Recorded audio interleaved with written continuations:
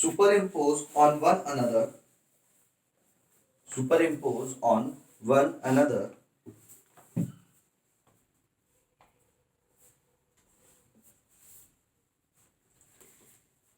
then a new wave is formed, then a new wave is formed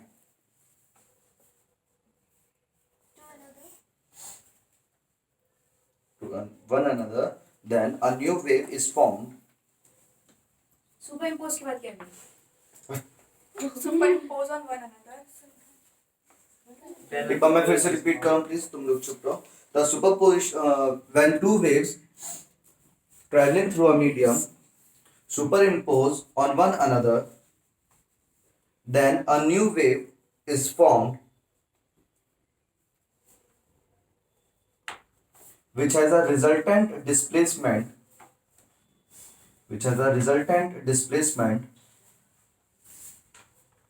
bracket में लिखना amplitude, which has the resultant displacement, bracket में लिखना amplitude, at any instant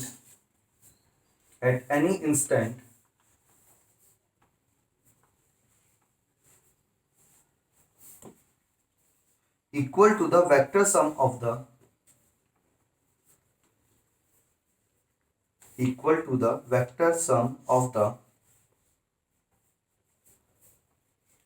displacement, vector sum of the displacement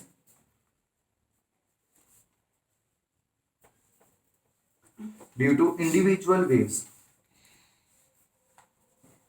at that instant,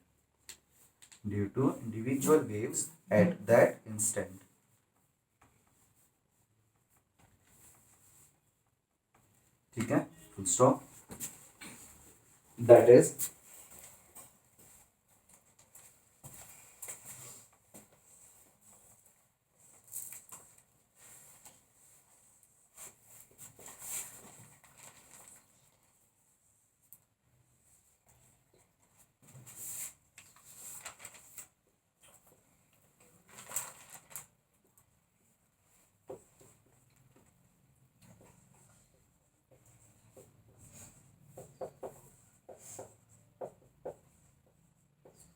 y1 plus y2.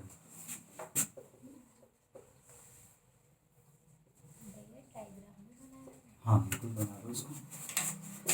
Final बनने को वो कुछ इस type से बनेगा.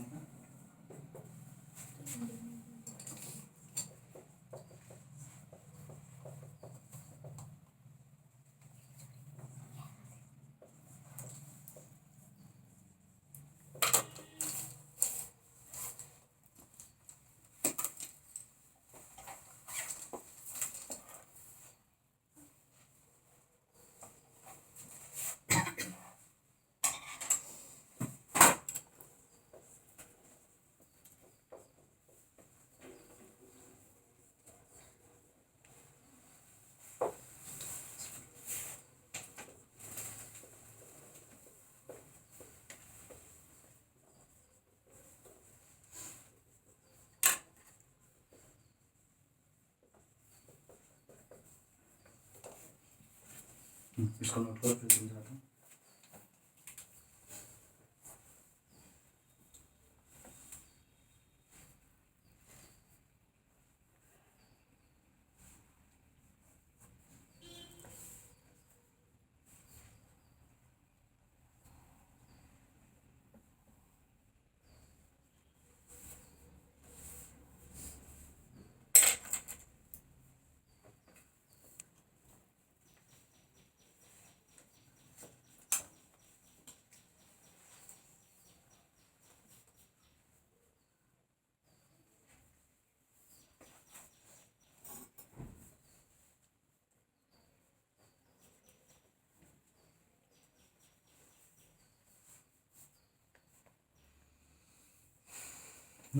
ठीक है, चलो. मॉड का स्क्वायर, वो तो स्क्वायर हो जाता, कोई प्रॉब्लम नहीं. जो वैल्यू आती है उसका स्क्वायर हो जाता. मॉड मतलब सिंपल एक वैल्यू है. इसमें से तो पॉजिटिव नेगेटिव दोनों बाहर आती है. ये मॉड ये वाला नहीं है, ये मैग्नीट्यूड के लिए है. जो हम वैसे वाला वेक्टर्स के लिए वेक्टर्स मतलब जहाँ पे यहाँ पे y वेक्टर जो होगा उसकी दो चीज होंगे, एक तो y मॉड होगा और एक y कैप होगा, ठीक है, वो वाला मॉड होगा मैग्नीट्यूड, ठीक है, मैग्नीट्यूड की वैल्यू होगी, डायरेक्शन कुछ भी। हाँ चलो ये चीज समझ में आती है, इतना हो गया। देखो एक चीज समझना ध्यान से, ये 5 वही है जो कल को हम लोग फेज डिफरेंस की बात कर रहे थे बार बार कि फेज डिफरेंस 0 डिग्री का है, 90 डिग्री का, 180 डिग्री का है, वही चीज आपकी है 5 है, ठीक है। इसी चीज को मैं लिख देता हूँ यहाँ पे, ये हो गया सबका, रब कर दूं ऊपर से।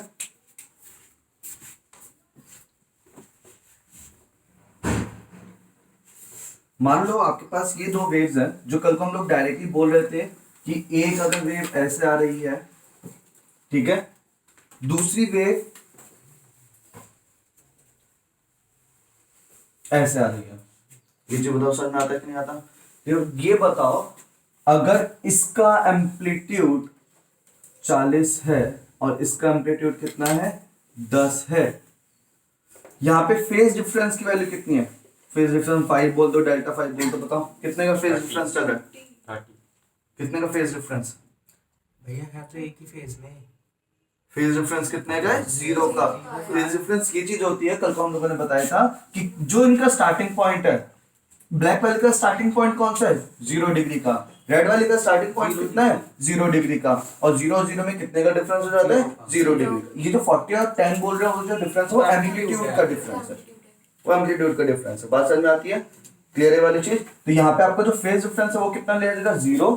जब यही वैल्यू में 5 की वैल्यू 0 लगाऊंगा इस केस में, तो y नेट का जो फॉर्मूला आ जाएगा y नेट, ये y नेट ये जो एम्पलीट्यूड होता है इसको हम लोग क्या बोल देते हैं, y नेट बोल देते हैं, डिस्प्लेसमेंट बोल देते हैं, y1 का स्क्वायर, y1 का स्क्वायर, ठीक है, y1 का स्क्वायर कितना हो गया आपका 40 का स्क्वायर प्लस 10 का square plus 2 into 40 into 10 into cos 0, और कॉस 0 की वैल्यू कितनी हो जाएगी 1 हो जाएगी। तो ये आपका क्या बन जाएगा 40 square plus 10 square plus 2 into 40 into 10 का रूट, यानी यही चीज क्या बन जाएगी 40 प्लस 10 का होल स्क्वायर का रूट, यानी ये क्या बन जाएगा 40 प्लस 10। तो डायरेक्टली हम बोल देंगे इसका एम्पलीट्यूड कितना हो गया 50 हो गया। मैंने कल को बताया था अगर सेम फेज में होता आप डायरेक्टली ऐड करके लिख सकते हो। तो रूल क्या है उसका, वो रूल पूरा ये था, ठीक है। और जो आप लोग बोल रहे थे ना कि कहते कि 90 का फेज डिफरेंस होगा तब क्या होगा, 30 डिग्री का फेज डिफरेंस होगा तब क्या होगा, और 90 और 30 का फेज डिफरेंस पे आपको देखना है तो आप इसी फॉर्मूले में लगा देना, बात समझ में आती है। ये जो बताओ समझ में आया कि नहीं, इतना सबको समझ में आएगा, कल से रिलेटेड है, थोड़ा कल का देख लेना तब ये चीज और समझ में आएगी, ठीक है। अब इसी तरह से अगर मैं बोल दूं यहीं पे कि आपका एक ये है,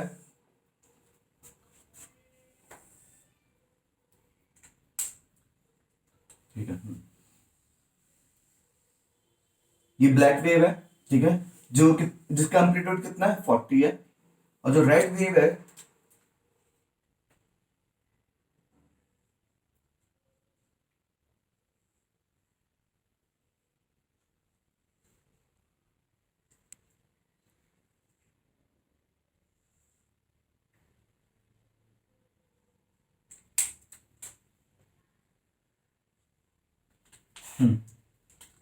ये देखो, ये यहाँ पे 0 से शुरू, ये यहाँ पे इसका 0 यहाँ है, ब्लैक वाले का 0 यहाँ है। मैं बोला जब ये यहाँ तक पहुंची है तो इसका ये जो एंगल है ये कितना मान लो 60 डिग्री है, बोले इसमें इनके दोनों में कितने का फेज डिफरेंस हो गया 60 डिग्री का हो गया, क्योंकि ब्लैक वाले का स्टार्टिंग पॉइंट 0 है और इसी पॉइंट पे रेड वाले का कितना एंगल मिल रहा है 60 मिल रहा है, और रेड वाले का एम्पलीट्यूड कितना है 10 का एम्पलीट्यूड है। तो बताओ इसका नेट डिस्प्लेसमेंट y नेट की वैल्यू किसी भी मोमेंट पे कितनी होगी, बताओ जल्दी से। वहाँ cos की 60 और 60 जगह 60 लगा देंगे, आपका आंसर रहेगा, जल्दी से बताओ नेट डिस्प्लेसमेंट कितना हो जाएगा इसमें, सोचो समझो।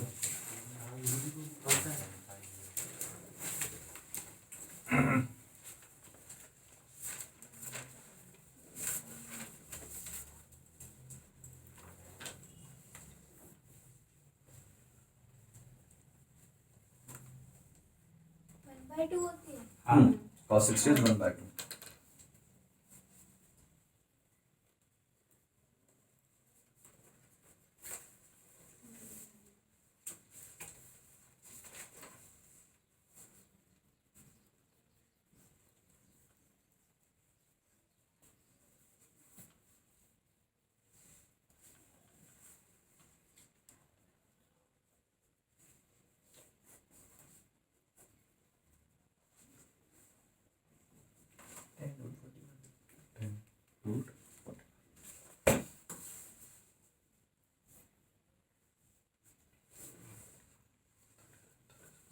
से 10 to 21 आ रहा है।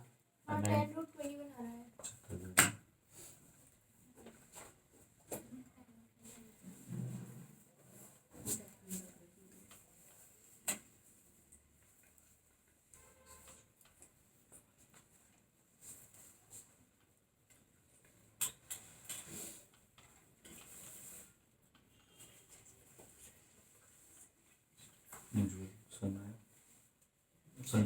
नहीं है आ गया कितना 10 to 21 यार है या कैलकुलेट नहीं किया नहीं कही क्यों सर 10 to 21 आ रहा है। कर लिए समझ नहीं आ रहा नहीं आ गया सर। करो सब बच्चे मेहनत कर तुम भी करो 21 10 to 20 10 to 21 बात समझ में आती है क्लियर है ये कितना हो जाएगा आपका 10 to 21 इसका आंसर आ जाएगा ये वैल्यू लगभग 40 से ज्यादा ही आएगी क्योंकि अगर 10 √16 होता तब आप कितना लिखते थे इसको 4 और 10 40 लिख देते अब 21 है तो 4 पॉइंट समथिंग ही आएगा यानी इसका आंसर 44 45 46 इस टाइप से कुछ आंसर मिलेगा आपको मतलब एम्पलीट्यूड की वैल्यू और क्या हो गई है बढ़ गई है दोनों की बात समझ में आती है मतलब 40 इतना था 10 इसका था तो और ज्यादा ही हो गई है उसकी टोटल 50 तो नहीं होगी 50 से तो कम ही रहेगी ठीक है लेकिन 45 46 के आसपास उसका एम्पलीट्यूड हो जाएगा यहाँ तक कुछ समझ में आया आपको अच्छा एक चीज समझना ध्यान से मैंने वहां पे लिखा है एट दैट इंस्टेंट ऐसे लिखा मैंने at that instant at any instant at that instant इसका ये मतलब है देखो अब मैं इसको भी समझा देता हूँ थोड़ा सा बहुत ज्यादा मैटर नहीं करेगा ये वाला वर्ड लेकिन थोड़ा सा समझते हैं इसको रब कर दो इसको देखो हर मोमेंट पे इसकी y की वैल्यू अलग अलग y क्या चीज होती है आपका कि इस मोमेंट पे y की वैल्यू कितनी है इस मोमेंट पे y की वैल्यू कितनी है इस मोमेंट पे y की वैल्यू कितनी है और इस मोमेंट पे y की वैल्यू कितनी है अगर मुझे मान लो मेरा ग्राफ ये बन रहा था रेड वाली लाइन का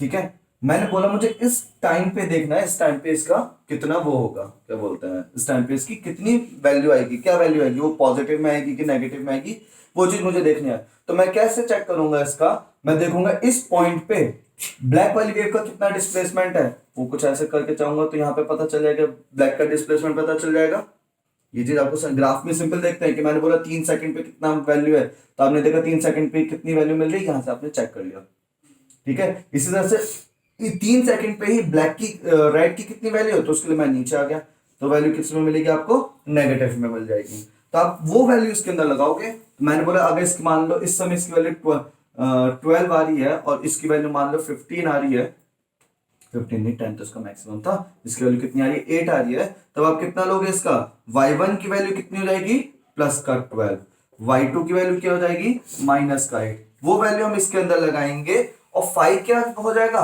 5 स्टार्टिंग से देखा जाएगा जो स्टार्टिंग में एक बार फेज डिफरेंस हो गया पूरी वेव में वही फेज डिफरेंस चलता है वो फेज डिफरेंस बार चेंज होता नहीं है 90 का है इसमें इसमें तो 90 का है क्योंकि जब इसका 0 है तब इसकी मैक्सिमम वैल्यू है जब इसकी 0 है तब उसकी मैक्सिमम वैल्यू है ठीक है जब इस ये मैक्सिमम तब ये 90 हो गया 0 हो गया इस टाइप से यानी 5 की वैल्यू यहाँ पे कितनी हो जाएगी पूरी की पूरी 90 ये वाला ग्राफ वहां से लिया गया है आपका EMI से EMI एंड DC चैप्टर में ये वाले ग्राफ चलते थे पूरे के पूरे आप लोगों को याद होगा 90 का फेज डिफरेंस वाला ठीक है अगर ये ब्लैक ये वाला मान ये अगर वोल्टेज है ये करंट है तो बताओ कौन लीड कर रहा है कौन लैग कर रहा है कुछ आइडिया वोल्टेज जो पीछे रहता है वो दिखता है वो ये जो रेड वाली लाइन है वो लीड कर रही है रेड वाली लाइन क्या हो रही है लीड कर रही है रेड वाली लाइन पहले चलना शुरू कर दिया इस रेड वाली लाइन ने पहले चलना शुरू किया है ब्लैक वाली लाइन ने थोड़ा बाद में चलना शुरू किया बात समझ में आती है रेड वाली लाइन क्या है थोड़ा पहले से चल रही है यानी रेड वाली लाइन क्या कर रही है लीड कर रही है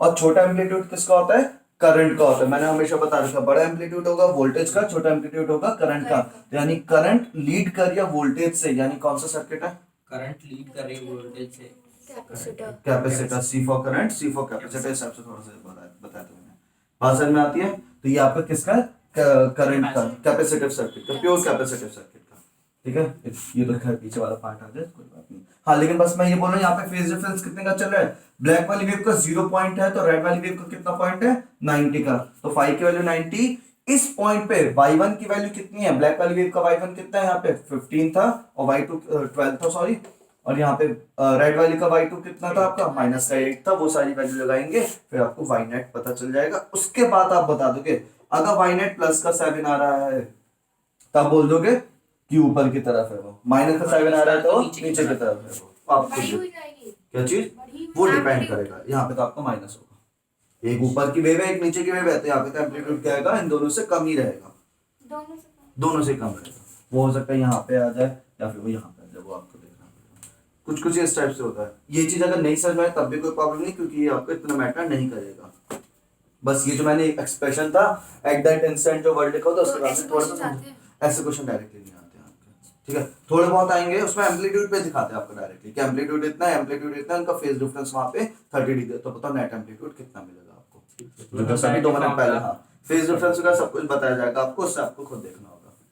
क्लियर है वाली चीज, बताओ समझ में आती है? इसको मैं रख कर देता हूँ। हाँ ये है प्रिंसिपल ऑफ सुपरपोजिशन। इसके अंदर केस 1 लिखो, केस 1 प्रिंसिपल ऑफ सुपरपोजिशन में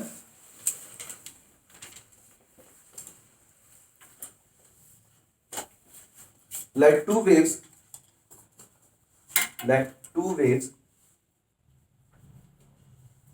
of amplitude y1 and y2 let two waves of amplitude y1 and y2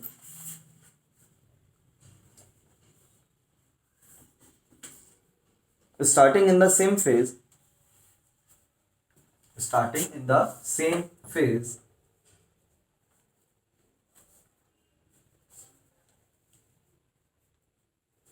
then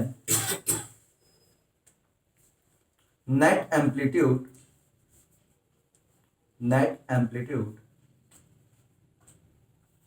will be given by तो y net is equals to कितना हो जाएगा, root of y1 square plus y2 square plus 2y1 y2 cos 5। और इस case के अंदर दोनों same phase में शुरू कर दिए हैं तो यानी फाई की वैल्यू कितनी हो जाएगी, 0 हो जाएगी। वो चीज हम लोगों ने लगा दी। तो ये रहेगा y1 square plus y2 square plus 2y1 y2 cos 0। तो आपका डायरेक्टली कितना हो जाएगा यहाँ पे y1 प्लस y2 का होल स्क्वायर का रूट। तो y नेट की वैल्यू क्या आ जाएगी, y1 प्लस y2। वो प्लस भी हो सकता है माइनस भी हो सकता है, रूट से वैल्यू बाहर निकल के आई है तो पॉजिटिव नेगेटिव दोनों चलेंगे।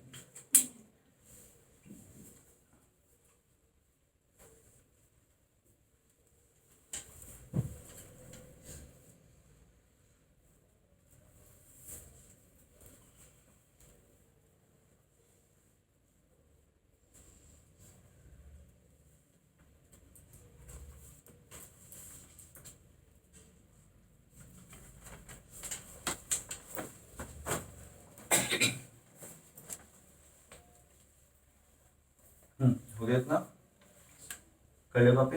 Case number 2, when two waves y1 and y2 amplitude in opposite phase, when two waves of y1 and y2 amplitude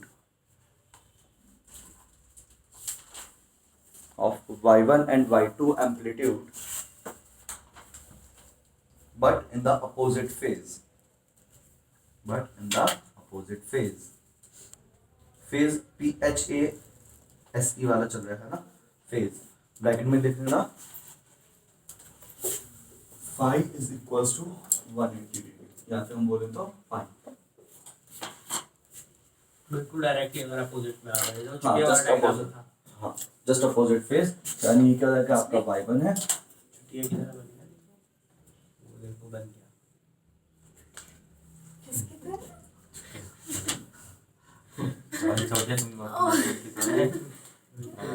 छुट्टियां।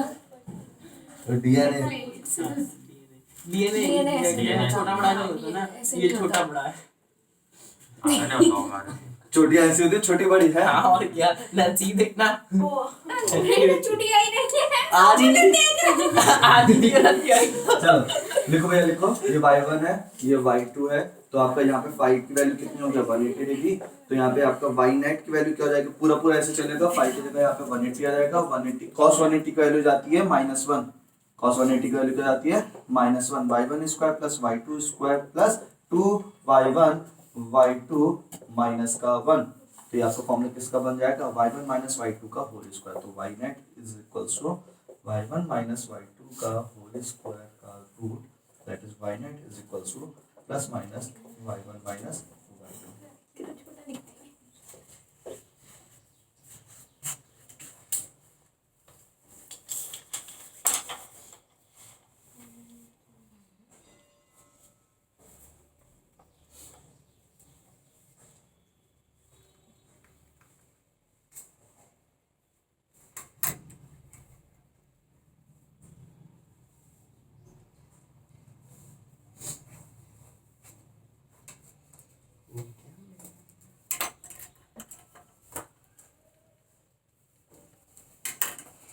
जब ये एग्जैक्टली अपोजिट फेस की बात करेंगे तो 180 डिग्री, अगर बोलेंगे एक Same ने phase. हाफ कर लिया और एक ने स्टार्ट किया है तो 90, 90, सेम फेस 0 डिग्री। मोस्टली तो यही केस आएंगे अपने बस आप दो से ही केस करने आएंगे चाहिए। सर, अपोजिट और सेम फेज, 90 Opposite वाला नहीं 180, आता इसमें, वो 0 डिग्री। 90 वाला कम ही मिलता है, एक आध 90 मिलता अगर वो है। किसी न्यूमेरिकल में स्पेसिफाई देंगे 60 डिग्री 30 डिग्री तो वो खुद बताएंगे। हमें फॉर्मूला आपका ये चलेगा, सुनो ध्यान से, फॉर्मूला ये चल रहा है, लेकिन अब आगे हम लोग फॉर्मूला यूज नहीं करेंगे, हम ये वाला, हम लोग डायरेक्टली y1 प्लस y2 या y1 माइनस y2 का फॉर्मूला यूज करेंगे, ये वाला केस बात समझ में आती है, लेकिन आपको बेसिक फॉर्मूला याद रखना है, वो बेसिक फॉर्मूला यहीं से आया हुआ है। प्लस माइनस क्या लेंगे। प्लस माइनस वो ये है, वो मैं बता देता हूँ बाबा में प्लस माइनस क्यों लिख रहा हूँ, ठीक है, समझो ध्यान से, अगर ये मान लो एक ऊपर है एक नीचे है, तो वैल्यू तो आपको यहाँ से पता चल जाएगी कितनी है, लेकिन वो किधर की साइड, लेकिन वो किस साइड है वो इसी पे डिपेंड करेगा कि बड़े वाले मैग्नीट्यूड किधर की साइड, पॉजिटिव में है कि नेगेटिव में है। बात समझ में आती है, बड़े वाला मैग्नीट्यूड कहाँ है, पॉजिटिव में है नेगेटिव में, तो उस तरह से आपको पता चलेगा। जैसा कि मैं यहाँ की बात करूं, y1 की वैल्यू मान लो 40 है, y2 की वैल्यू कितनी है 10 है, तो यहाँ पे जो आंसर आएगा वो कितने का प्लस का 30 आएगा, क्योंकि होने माइनस है, लेकिन किधर पॉजिटिव 40 वाला बड़ा है तो वो क्या आपका प्लस का है। यहाँ पे आपका ये क्या आपका 10 है और ये कितना आपका 40 है, अपोजिट फेज में है, होना क्या ये 40 माइनस 10 होना है, लेकिन प्रॉब्लम क्या है कि ये वाला फेज बड़ा है, तो हम लोग ये बोल देंगे कि ये आपका माइनस का 30 आएगा, यानी इस बार जो रिजल्टेंट आएगा वो नीचे की तरफ आएगा कुछ इस तरह से। ये आपका उधर ऊपर है, क्या हुआ बता दो, कुछ समझ में नहीं आया तो बता बता दो, पक्का ना, देख समझा बता देगा जो भी पूछना हो। हाँ चलो याद रखोगे आपका ये दोनों चीज हो गई है। सिमिलरली नेक्स्ट टाइम लिखना, similarly two waves of same amplitude, two waves of same amplitude but different, नहीं, two waves of same amplitude and in the same phase, and in the same phase, and in the same phase, then y net is equals to y plus y, क्योंकि same phase में तो directly मैंने formula plus वाला use कर लिया, तो y net का formula क्या हो जाएगा 2 टाइम्स ऑफ 1, मैग्नीट्यूड भी सेम है और फेस भी सेम है तो, और अगर मैग्नीट्यूड सेम है फेस उल्टा है तो 0 हो जाएगा माइनस। ठीक है, यही कंडीशन है, आप लोग लिखना चाहो ये एग्जाम के लिए नहीं, आपके समझने के लिए, यही कंडीशन है ब्राइट फ्रिंज की जो कल को हम लोगों ने बात करी थी। उसमें क्या करेंगे, ब्राइट फ्रिंज मतलब पूरी रोशनी मिलेगी आपको, बात समझ में आती है, जो ब्राइट फ्रिंज में लेके उसमें क्या होता था सेम फेज के एम्पलीट्यूड ऐड हो जाते थे। ये वीडियो में है ना, वीडियो देख के नेक्स्ट में क्या रहेगा आपका, सिमिलरली का नेक्स्ट पॉइंट जो रहेगा, two waves of same amplitude, two waves of same amplitude, two waves of same amplitude and just opposite phase, and just opposite phase, that is phi equals 180, that is phi equals to 180। फिर आपका Y net की value क्या जाएगी, opposite phase में हम directly क्या लगा देते हैं y1 माइनस y2, तो y minus y that is y net is equals to 0। ये कंडीशन है डार्क फ्रिंज की। इसमें कुछ नहीं दिखेगा। अंधेरा है। मेरा टाइम क्या होगा? अभी है 10 मिनट। यहाँ तक समझ में आता है ब्राइट फ्रिंज और डार्क फ्रिंज का समझ में आ गया आप लोगों को। इसको निकल अब करते हैं।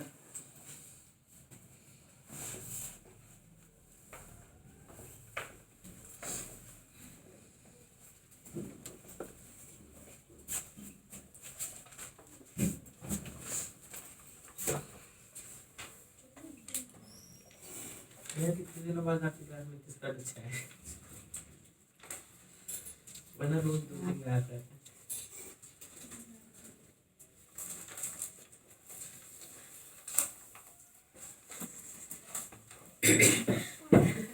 नेक्स्ट हेडिंग डाल दो जल्दी से, Young double slit experiment. Young double slit experiment.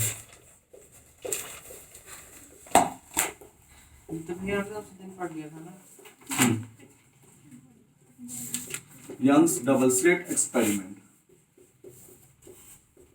अच्छा चैप्टर जो है मतलब अगर आप देखोगे तो वेव थ्योरी के बाद अभी चैप्टर जो शुरू है वो इंटरफेरेंस चैप्टर शुरू हो चुका है हम लोगों का, ठीक है। एनसीईआरटी के थ्रू एनसीईआरटी में तो वेव ऑप्टिक्स पूरी है। S4 नहीं मतलब साइड बुक में भी अगर आप जाओगे तो आपको वेव थ्योरी अलग मिलेगा और ये वाली चीज आपको अलग मिलेगी चैप्टर में, इंटरफेरेंस अलग चैप्टर में मिलेगा, ऐसा बोल सकते हैं। अलग अलग बुक का अलग अलग हिसाब है, ठीक है। Young's double slit experiment, short में इसको YDS ही बोलते हैं।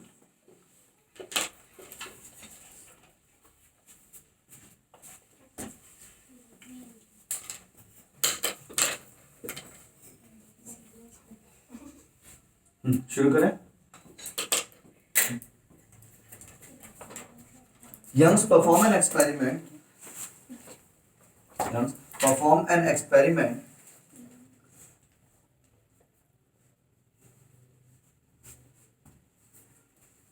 to observe the Young perform an experiment to observe the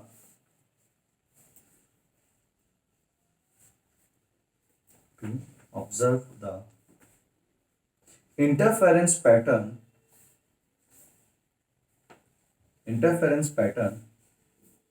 on the screen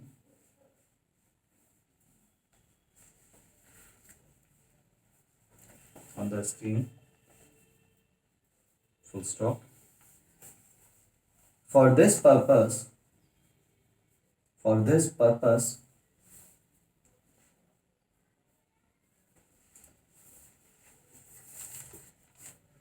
he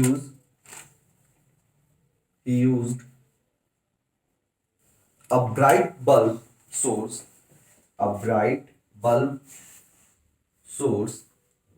S, capital S,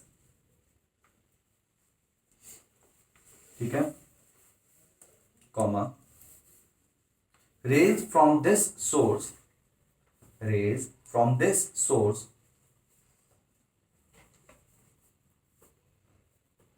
passes through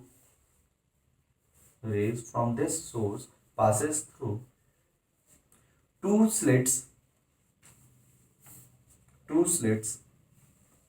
S1 and S2, and S2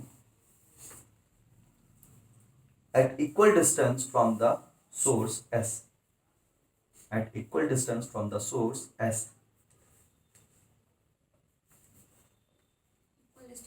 From the source S, ठीक है। These two slits, full stop के बाद है, these two slits S1 and S2 will act as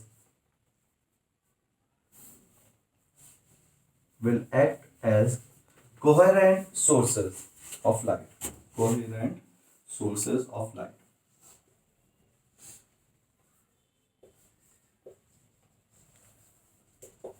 Coherent sources of light. Coherent sources of light. ठीक है, full stop. The wave fronts the wave fronts from these sources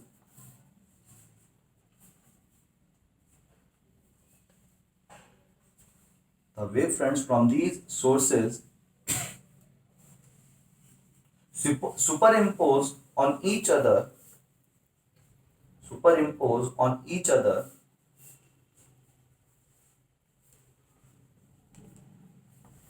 and produces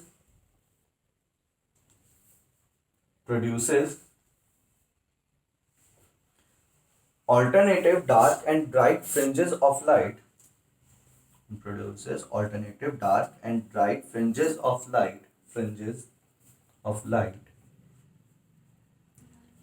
Dark and bright fringes of light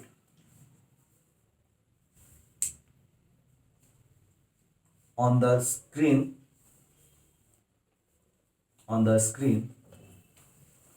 placed at distance apart from the source. Placed at a distance apart from the slits.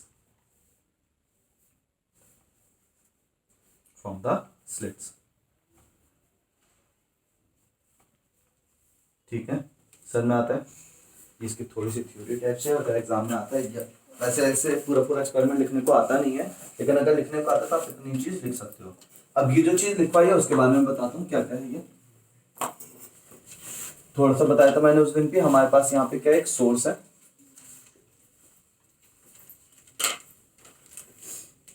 ठीक है, S बोला है हम लोगों ने। Just यहीं पे हम लोगों ने कार्डबोर्ड लगाया जिसके अंदर दो क्या थे, स्लिट्स थी।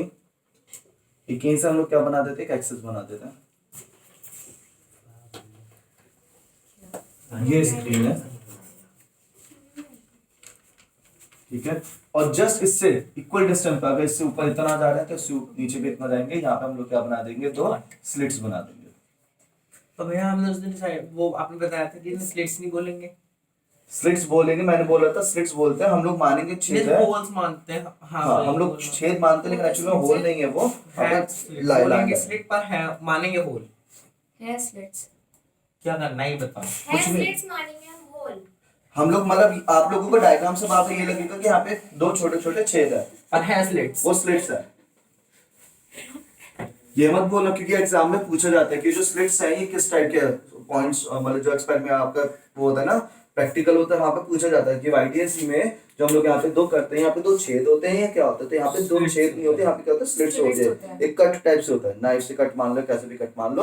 यहाँ पे पॉइंट नहीं है, आपको पूरे एक्सपेरिमेंट में यही लगेगा कि पॉइंट है, बस यहाँ पे एक छोटा सा पॉइंट है, वहां पे वो मारो खींच के पॉइंट नहीं, वो पॉइंट नहीं है, पर है पॉइंट बोला ये। क्या है? चुप कर, कंफ्यूज कर देते हैं। मैं बोल रहा हूं तो बोल देते, चुप।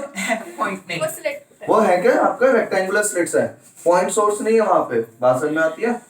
हाँ यार, वही तो बोला कि वो पॉइंट नहीं है, स्लिट है। ठीक है। अब यहाँ से क्या होगा आपका, यही जो होंगे यही क्या बन जाएंगे आपका, नए सोर्स बन जाएंगे S1 एंड S2। इसको स्लिट्स है S1 एंड S2। ये जो दो है, ये दो क्या करेंगे आपके कोहेरेंट सोर्स कहलाएंगे। क्यों कराएंगे कोहेरेंट सोर्स, समझो ध्यान से, क्योंकि कोहेरेंट सोर्स की प्रॉपर्टी क्या है वो मैं एंड में लिखाऊंगा, लेकिन कोहेरेंट सोर्स की प्रॉपर्टी ये होती है कि भैया वो सेम इंटेंसिटी के होने चाहिए, पहली चीज। दूसरी चीज क्या होनी चाहिए कि उनका जो स्टार्टिंग फेज है, मतलब उनकी जो वेवलेंथ है, पूरे टाइम वेवलेंथ क्या रहनी चाहिए, सेम रहनी चाहिए। अगर इसकी मान लो 3 एंगस्ट्रॉम की वेवलेंथ है तो उसकी भी कितनी होनी चाहिए, 3 एंगस्ट्रॉम की वेवलेंथ होनी चाहिए। बात समझ में आती है? दूसरी चीज क्या बोली जाएगी, अगर ये यहाँ पे 0 डिग्री से स्टार्ट हो रहा है तो ये भी क्या होगा, 0 डिग्री से स्टार्ट हो। लेकिन जरूरी नहीं हर समय 0 से स्टार्ट होगा, ठीक है। ये आपका क्या होता है, 0 से भी स्टार्ट हो सकता है, 90 से भी स्टार्ट हो सकता है, 80 से 180 से भी, कितने से भी। लेकिन अच्छी बात क्या है कि अगर ये 80 डिग्री से स्टार्ट हो रहा है ना, तो ये वाला भी 80 डिग्री से स्टार्ट होगा, क्योंकि ये ऐसे यहाँ से लेके यहाँ तक की जो वेव की लेंथ होगी, और जो यहाँ से लेके यहाँ तक की वेव की लेंथ होगी, वो दोनों क्या होंगे आपकी, सेम होंगी। सेम फेज डिफरेंस स्टार्ट होगा। हाँ, दोनों सेम फेज डिफरेंस से स्टार्ट होंगे। सेम फेज डिफरेंस बोलेंगे, दोनों सेम फेज से स्टार्ट होंगे, फेज डिफरेंस नहीं, दोनों सेम फेज से स्टार्ट होगी। ये वर्ड बोला गया यहाँ पे, क्लियर है वाली चीज। अगर इसका 90 वाला फेज आ रहा है तो इसका भी क्या आएगा, 90 वाला फेज ही स्टार्टिंग पॉइंट होगा। अगर 0 डिग्री से स्टार्ट हो रही है तो ये भी 0 डिग्री से स्टार्ट होगी। फेज डिफरेंस स्टार्टिंग में कितना रहेगा, 0 रहेगा। बात समझ में? फेज डिफरेंस कितना रहेगा? 0, क्योंकि ये भी 90 से स्टार्ट हो रही है, ये भी 90 से स्टार्ट हो रही है। बात समझ में आती है? और इसी वजह से हम लोगों ने इसकी डिस्टेंस और इसकी डिस्टेंस के लिए एकदम सेम सेम लिए। क्लियर है? अगर ये सेम नहीं होगी तो गड़बड़ हो जाएगा। हाँ, फिर गड़बड़ हो जाती है। ठीक है, तो ऐसे थोड़ा ना होता होगा कि सेम नहीं होगा। नहीं हो जाता है आपका। ठीक है, वो तो उसने एक्सपेरिमेंट किया था तो उसने तो सेट करके उसके बाद ही किया था। वो पैटर्न आपको बड़ा अजीब होकर मिलते हैं। क्वेश्चन आते हैं, वो मैं बता दूंगा क्या है। इसमें क्वेश्चंस अच्छे अच्छे बनते हैं, बहुत अच्छे अच्छे क्वेश्चन बनते हैं। थ्योरी भी, वैसे भी, न्यूमेरिकल्स भी मिक्स आते हैं इसमें। आता है एक ही क्वेश्चन है इस पे, लेकिन उसमें 5-6 पॉइंट्स में आता है। मुझे इसमें न्यूमेरिकल का फॉर्मूले तो दिख नहीं रहे। हाँ, अभी दिखेगा थोड़ी देर में। ठीक है, अभी इसका कल से हम डेरिवेशन ही शुरू करेंगे इसका। इसमें क्या आता है आपका? आता है एक ही क्वेश्चन है, ऐसा नहीं बहुत सारे भर के क्वेश्चन आएंगे। उसके अंदर एक क्वेश्चन, एक पार्ट में तो ये लिखा होगा कोहेरेंट, 5 नंबर में ज्यादा जनरल वाला क्वेश्चन ऑप्टिक्स का हर बार आता है। ज्यादातर। हाँ, ठीक है, तो से एक पॉइंट तो ये मिल जाएगा इसमें कि what are the characteristics of coherent sources. दूसरा पॉइंट ये मिलता है कि इसका वो न्यूमेरिकल पोर्शन हो जाएगा। ठीक है, उसमें एक चीज करेगी वो न्यूमेरिकल हो जाएगा। तीसरा रहेगा उसमें कॉन्सेप्चुअल क्वेश्चन, कि अगर हम इसको चेंज कर दें, यहाँ पे हम लोग पानी भर दें, यहाँ पे हम लोग इसको हवा मिला दें, इस टाइप से वो कॉन्सेप्चुअल कुछ क्वेश्चन होगा। तो इस टाइप से आपको मिल बांट के 5 नंबर का क्वेश्चन बनता है, और उसके लिए पूरा टॉपिक पढ़ना आपको जरूरी है। आता है इसी साइज उसमें से। जनरली डिफ्रैक्शन में से कुछ नहीं मिलेगा। डिफ्रैक्शन पढ़ाऊंगा जरूर, लेकिन डिफ्रैक्शन में बस एक ही क्वेश्चन बनता है, इंटरफेरेंस और डिफ्रैक्शन में क्या डिफरेंस है। बात समझ में आती है? ये आपका इंपॉर्टेंट पढ़ना वो भी है आपका, क्योंकि न्यूमेरिकल लेकिन उसमें कोई नहीं आता। वेज बाय अदर्शन रीजन जैसे आर आपने बता दिया था। हाँ, उसमें आ सकता है। ठीक है, चलो भैया, अब समझने ध्यान से। अब हम लोगों ने क्या बोला, ये जो 2 पॉइंट है, अब यहां से भी क्या निकलेंगे? आपकी वेव्स ऐसे ऐसे निकलेंगी। ठीक है, अब देखो, अगर ये आपका पॉइंट सोर्स होता है तो यहां से आपकी कितनी वेव्स निकलती हैं? बहुत सारी निकलती हैं, और उतनी सारी वेव्स बनाना हम लोगों के लिए पॉसिबल नहीं है। ठीक है, यहाँ से भी वेव्स निकल रही हैं, यहाँ से भी वेव्स निकल रही हैं। तो हम लोगों ने क्या काम किया, यहाँ पे वेव ना बना के हम लोगों ने क्या बना दिए, वेव फ्रंट बना दिए। बात समझ में आती है? मान लो ये कौन से वाला है आपका? 90 डिग्री वाला फेज, मतलब ये कैसे आ रहा है आपकी? ऐसे, फिर ऐसे, फिर ऐसे। ठीक है, 90 डिग्री तो 90 वाला आपका ये एक वेव फ्रंट बना। फिर रेड कलर से जो मैं वेव फ्रंट लिए यहाँ पे अभी समझ लो, क्योंकि आगे फिर ये डायरेक्टली वो बनेगा। अब इसका क्या है, ये वाला बनाना है हम लोगों को। ये कौन सा आपका? 270 वाला वेव फ्रंट है। तो यहाँ पे क्या होगा, जब हम, ये भी 90 का है, इसका बराबर में जो वेव होगी यहाँ पे वो भी 90 बनाएगी, वो भी 90, सब 90 वाली बनाएंगे। जो आपकी गोल सर्किल बना है, नहीं वाला गोल सर्किल, ये जो सारी वेव का क्या आएगा आपका? 90 वाला ही वेव फ्रंट आएगा। ये जो समझ में आती है? मतलब अगर क्रस्ट एंड ट्रफ करके 2 वर्ड आते हैं आपके वेव में, क्रस्ट एंड ट्रफ। ठीक है, तो सबका क्या आएगा? ब्लैक वाली लाइन पे, जो ब्लैक वाली लाइन बना रहा हूं मैं, उस पे सबका क्या आएगा? क्रस्ट आएगा।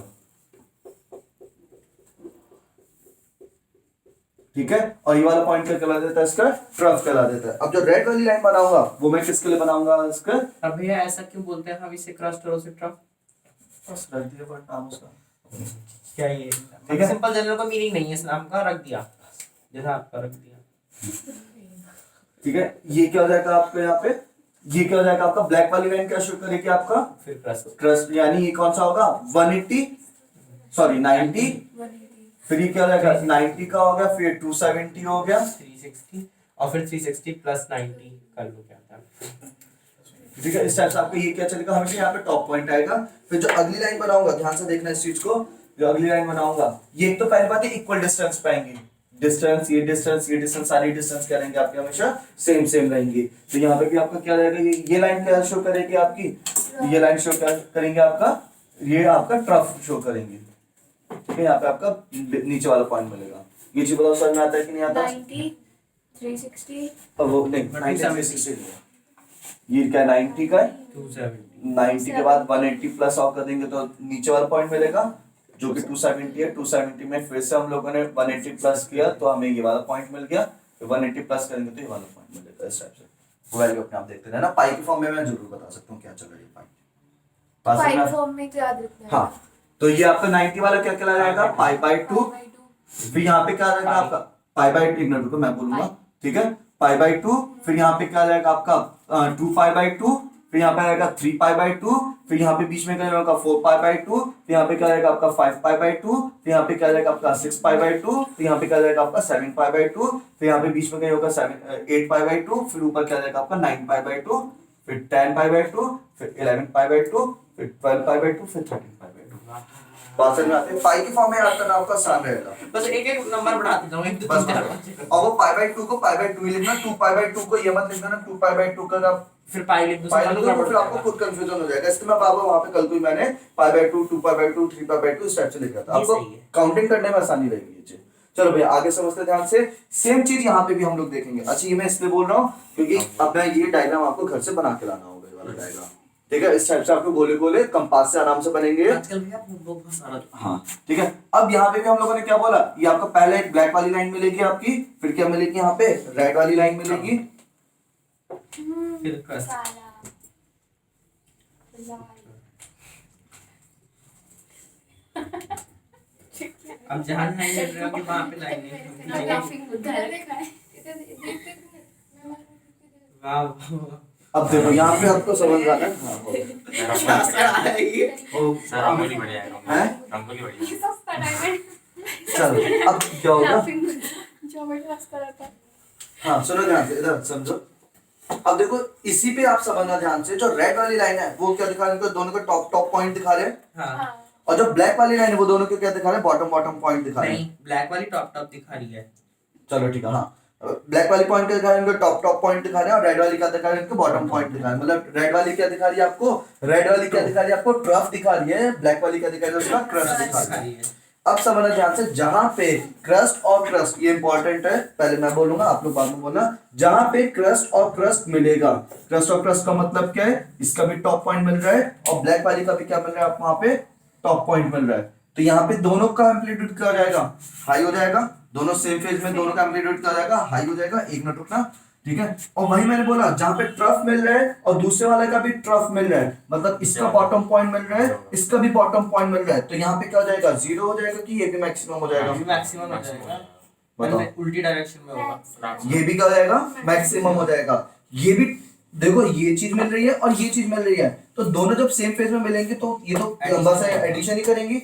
लेकिन अगर मैं बोलूं जहां पे ब्लैक लाइन मिल रही है और जहां पे रेड लाइन मिल रही है, मतलब जहां पे ये मिल रहा है और रेड का क्या मिल रहा है आपका, ये वाली चीज मिल रही है, तो ये क्या दिखा देंगे आपका, जीरो दिखा देंगे। भैया नहीं समझ में आया। फिर से समझो इसी चीज को, मतलब यहाँ पे हमारी लाइंस अलग अलग देखो, जैसे इस जगह ब्लैक और रेड मिल रही है, इस जगह क्या मिल रही है, ब्लैक और ब्लैक मिल रही है, इस जगह क्या मिल रहा है, रेड और रेड मिल रही है, इस जगह क्या मिल रहा है, ब्लैक और रेड मिल रही है, इस जगह क्या मिल रहा है आपकी, रेड और रेड मिल रही है। तो ये अलग अलग पॉइंट है, आपको तीन तरीके के पॉइंट्स दिखेंगे यहाँ पे, जहाँ पे ब्लैक ब्लैक वेव्स मिलेंगी, जहाँ पे रेड रेड वेव्स मिलेंगी, जहाँ पे ब्लैक और रेड वेव्स मिलेगी।